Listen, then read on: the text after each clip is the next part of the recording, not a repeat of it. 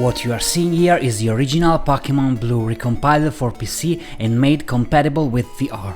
I honestly have very few words to describe what you are seeing here. An amazing job has been done with this voxel 3D style, which keeps the original look and feel of the game while giving it a completely new life. But that's not all. I have also added the 3D models from Pokémon Stadium for the Nintendo 64, along with many other improvements that I will now explain how to install.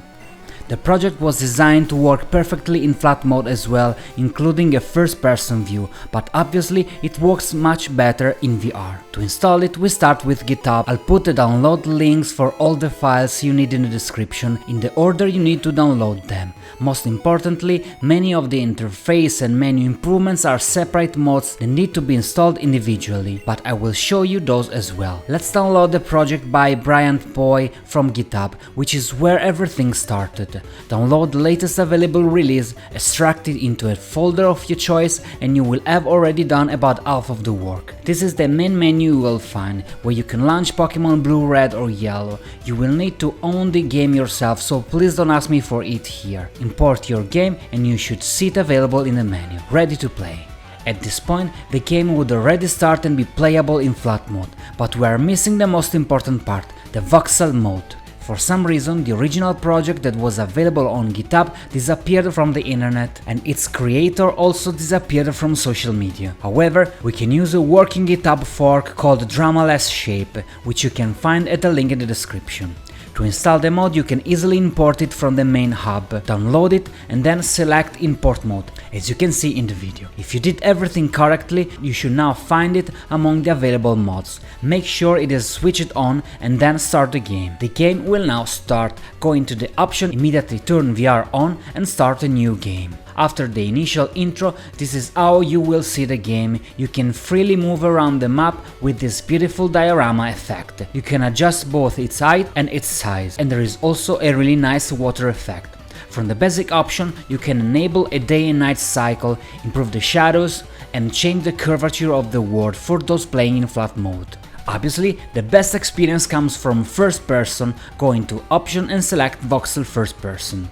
And that's it, you are now ready to play the game this way as well. By pressing the number 2 key on your keyboard, you can also change the graphical effect and switch between the classic Game Boy look and the Game Boy Color look. The tutorial could end here, but if you want to install other mods to improve the experience even further, here are my recommendations. The first one is to improve the interface and give you more modern and easier to navigate menus. This is a Gen 3 inspired UI. You install it in exactly the same way, download it from the link below and then, from Gen 1 recompiler, install the mod by importing it. There is also a mod that lets your Pokémon follow you around the map. In this way, your main Pokémon will always be with you.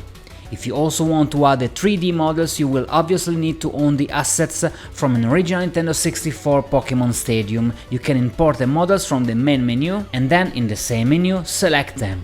Alternatively, you can also use the animated sprites taken from Pokémon Crystal. And finally, the mods I recommended are Free Fly and Wild Skies, which allow you to fly around and even encounter Pokémon in the sky while moving through the clouds. If you have done everything correctly, the game should now look exactly like you're seeing here in the video. Personally, I also really love the diorama view, so sometimes I play in first person and sometimes I switch back to the diorama view. You can customize every mod from its own menu and change the setting however you like. You can always find this option in the settings, and every mod has its own name. This is at the moment the best experience I think the mod can offer, and is something I really wanted to share with you. And last but not least, if you really want to impress people, with your Quest 3 you can even isolate the sky and create a sort of mixed reality effect. You have to use the virtual desktop green screen key chrome effect. So I hope you liked this video, subscribe if you want, and I'll see you in the next one.